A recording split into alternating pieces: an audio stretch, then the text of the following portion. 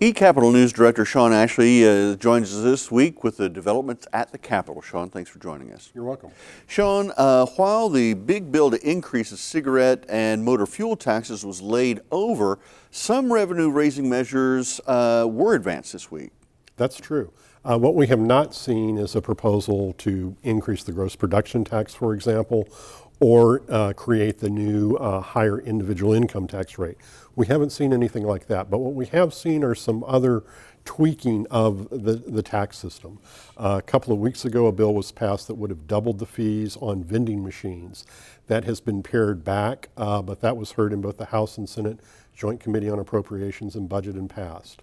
We also saw a bill pass in the Senate Joint Committee on Appropriations and Budget that would freeze the standard deduction on our individual income tax, our Oklahoma individual income tax. Mm-hmm.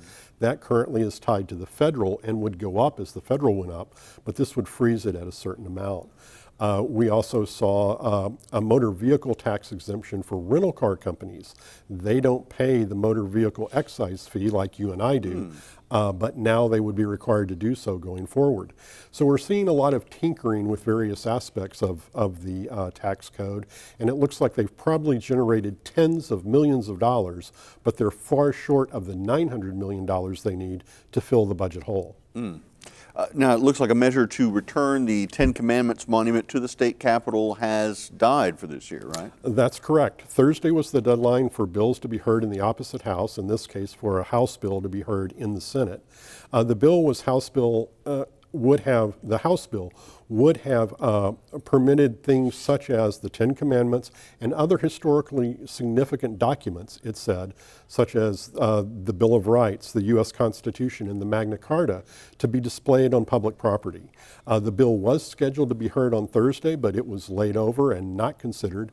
That may have been because Senator Kay Floyd, an Oklahoma City Democrat, had filed an amendment to the bill that would have required an accounting of any attorney's fees and hours spent defending that bill, because it was expected that it would be challenged, as had the Ten Commandments on state property in the past. It'll be an interesting week ahead. Always is. Sean Ashley from eCapitol News, thanks for joining us. You're very welcome.